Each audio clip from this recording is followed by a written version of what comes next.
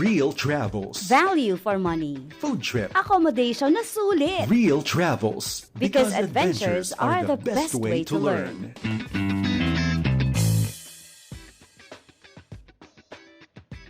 Hey guys, welcome to Real Travels. My name is Shaira de la Peña, your host and travel buddy here in this show powered by FEBC in collaboration with Shutterlight Digital.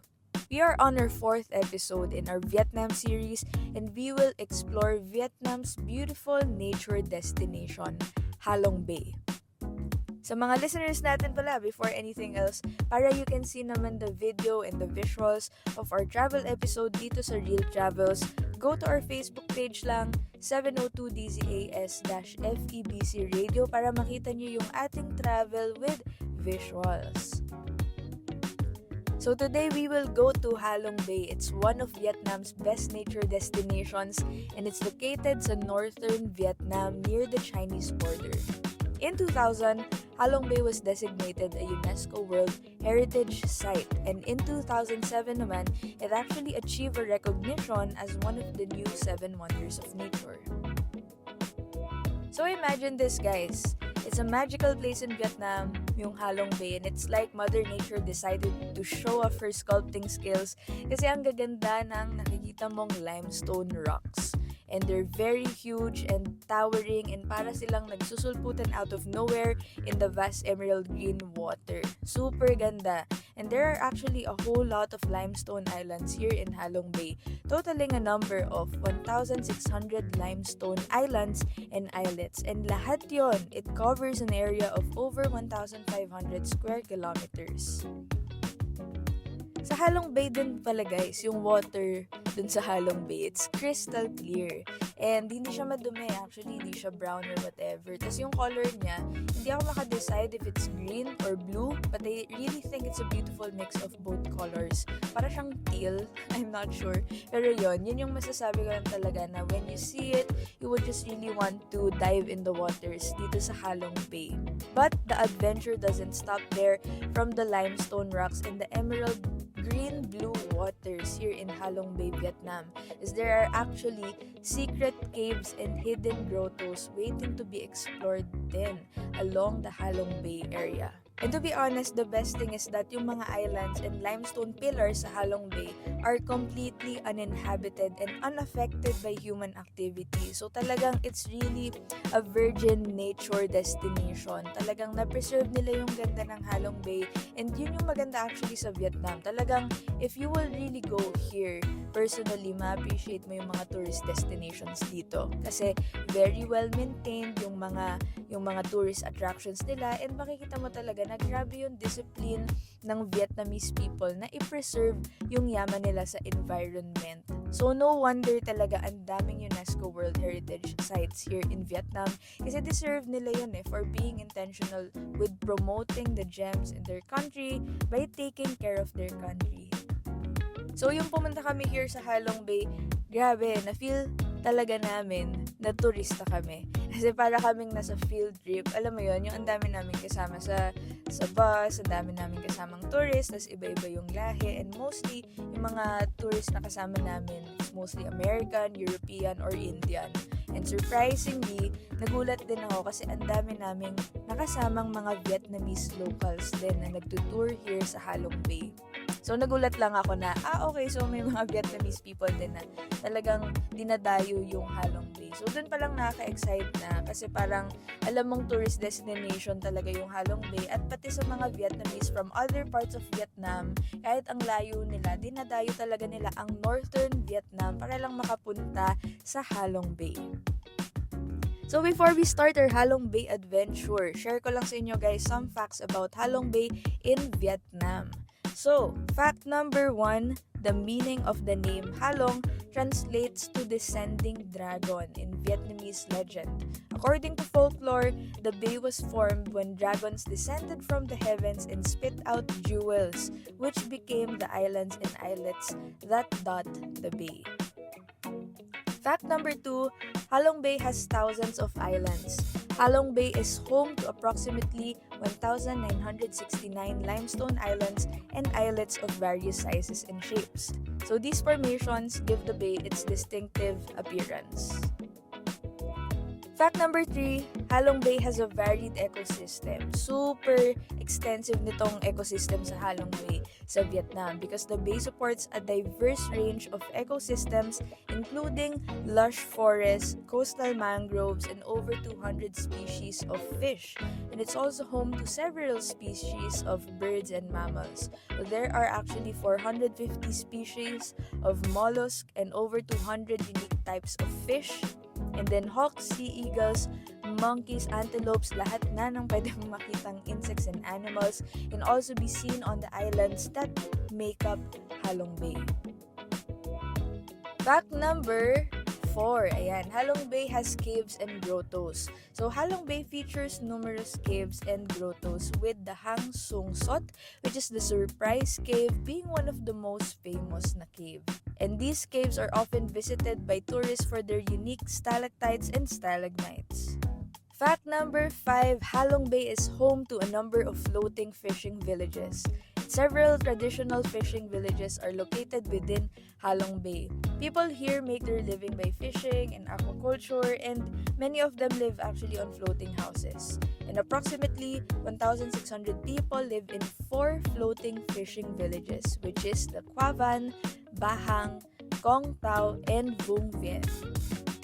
This means that the majority of the 2,000 islands that make up Halong Bay are uninhabited. Halong Bay is a famous tourist attraction worldwide, so it draws around 2.58 million tourists per year.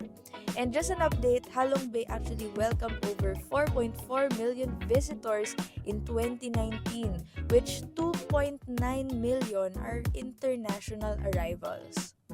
Fact number 7, the Sung Sot Island is actually known as Surprise Island, and it's one of the largest islands in Halong Bay, and it's famous for its dramatic caves and panoramic views from the island's peak.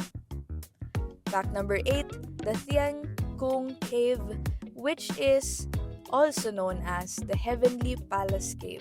It's one of the most beautiful and intricate caves in Halong Bay, and it's known for its colorful lighting and unique rock formations. The history of Halong Bay. So while the rock formations that make up Halong Bay can be dated back as far as 3 million years, evidence shows that people have only inhabited the Halong area for tens of thousands of years.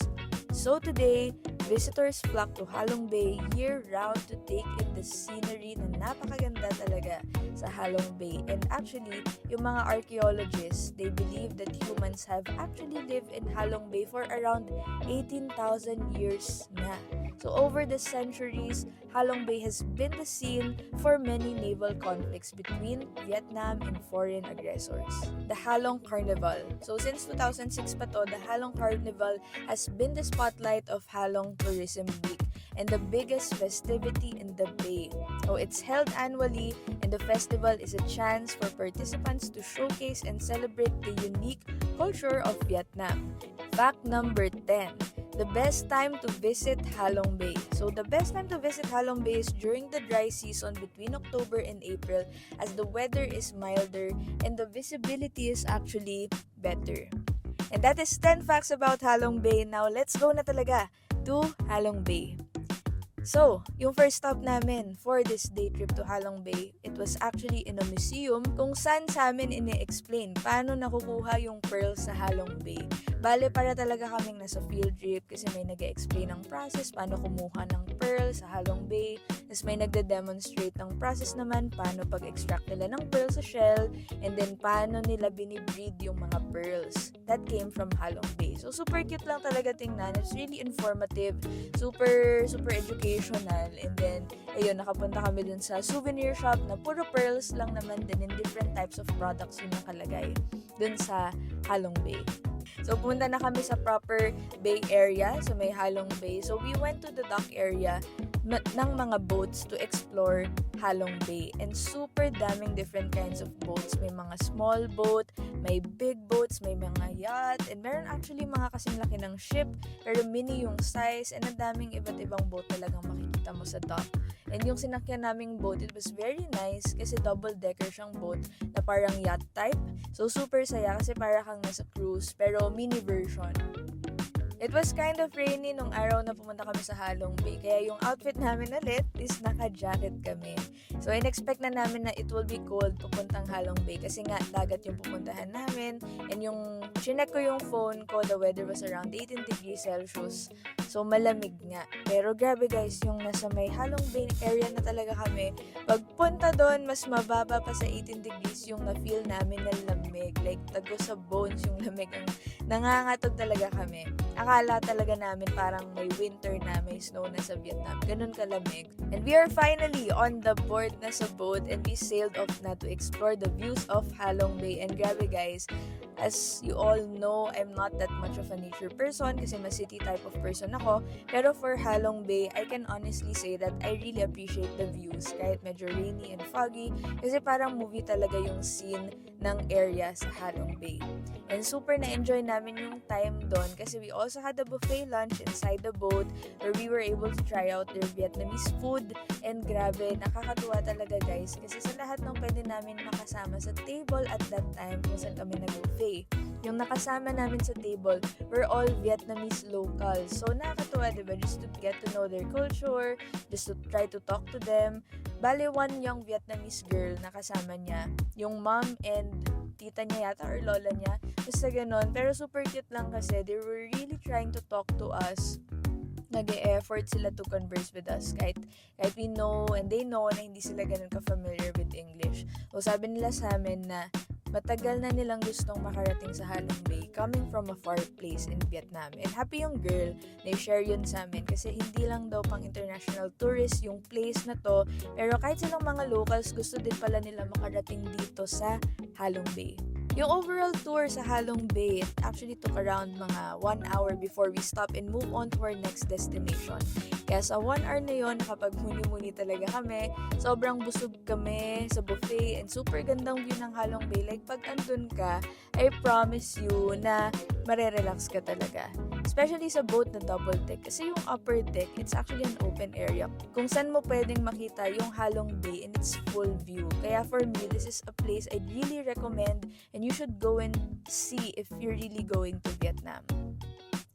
After the 1 hour na tour, din wrap off kami sa pabonus na lang attraction, which is one of the caves you can explore in Halong Bay. And throughout the hike, paakyat, may mga butas, and may mga places kung saan pwede mo din picturean and makita yung panoramic view ng Halong Bay from above. Kaya super nakakatuwa talaga.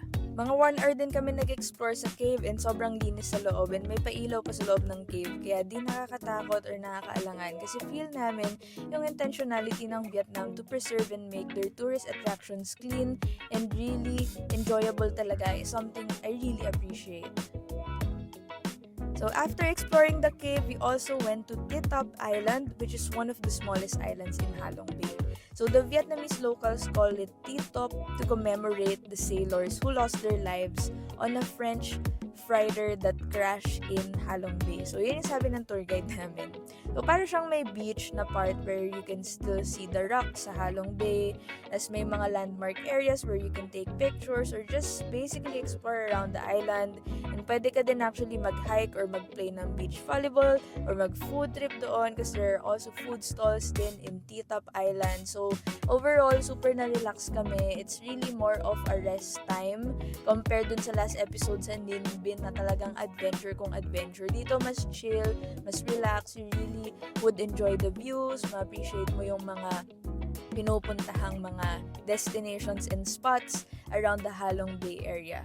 And overall, yung trip sa Halong Bay was so worth it kasi I was not only able to see one of Vietnam's greatest nature destinations but also madaming pa-bonus pa talaga kaming napuntahan throughout the day trip to Halong Bay, which is the Halong Bay Caves and Titop Island.